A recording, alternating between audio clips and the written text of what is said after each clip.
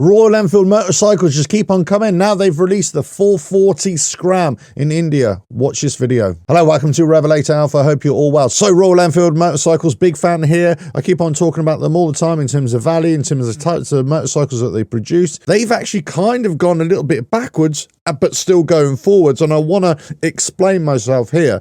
Their very popular Himalayan got an upgrade with a liquid-cooled engine, the 450cc liquid-cooled engine, and lots of other motorcycles are planned with that engine size as well, and that type of engine. But the original Himalayan had an air-cooled 411cc engine. That engine also appeared in the Scram, which is basically like a street version of the Himalayan in many ways. Now, what Royal Enfield have done is said, no, we still want to stick with the air-cooled bit here. We don't really want to go all in on liquid-cooled or only offer the liquid-cooled bit. We still want to go with the air-cooled. So what they've done, they just increased the engine size a little bit, only a fraction, granted, from 411 to 440, but it's still keeping this bike alive, or this engine size alive, for many people who just like air-cooled engines.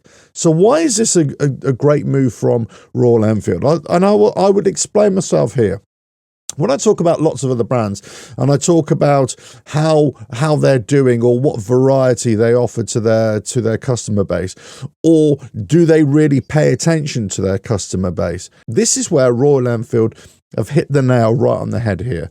They've identified that some of their motorcycles, they're trying to break into new markets with the liquid-cooled engines, and also with bigger engines as well. That means more expensive motorcycles. Essentially, that's what's going to happen. You'd have more expensive motorcycles. So you're already going to alienate some potential customers, because they're going to look at these and say, well, I like them, but they're a bit more expensive. Now, this is the same for all motorcycle manufacturers, whether it's Triumph, whether it's Harley-Davidson, whether it's Honda. If you try and sell more expensive motorcycles, some people will buy them, some people will aspire to them, but many people will just say, can't afford it. I just can't afford it.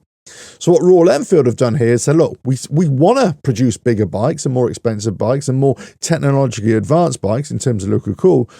However, we still want to sell the air-cooled bikes. We still want to give our core customers bikes like this. So why not? And I'm not saying these are the best bikes in the world, and certainly not the most powerful bikes in the world. In fact, they are a bit lackluster in terms of power. But in terms of just plodding bikes, great bikes just to keep on going, a big fan, absolute big fan of these.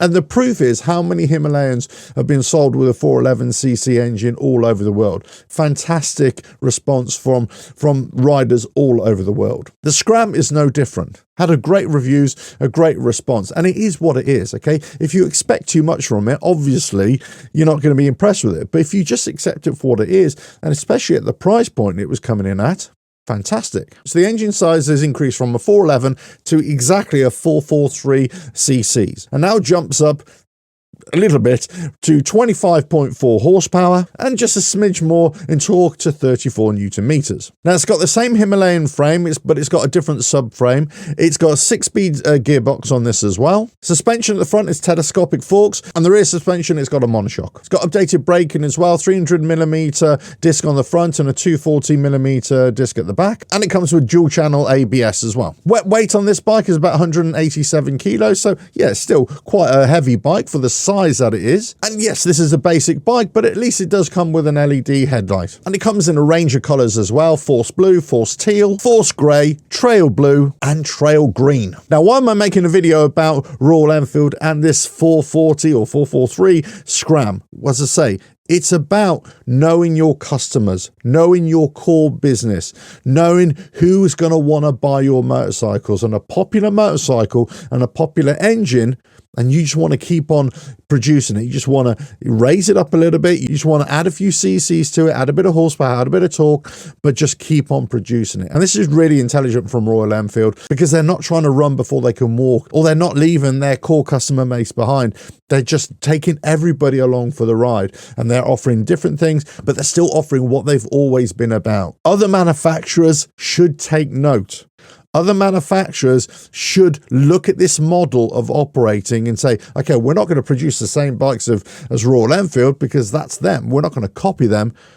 But the way we operate, the way we bring bikes out, yeah, we maybe should look at the way they're doing things, because they're doing the right things. Now, the thing is about Royal Enfield, they're bringing out so many bikes right now, and over the next few months, it's actually quite hard just to keep up with them. So check out Royal Enfield wherever you are in the world. There's going to be a delay in getting bikes for different markets, but as I say, watch out for this 440 Scram coming to wherever you are. I think it's going to be very well received. Nice little bike. The Himalayan was great as a kind of adventure bike. This is more of a scrambler type motorcycle trials bike in many ways, but great bike. Great bike. Well done, Royal Enfield. If you like what I do here, keep on watching videos and I'll catch you again. Bye now.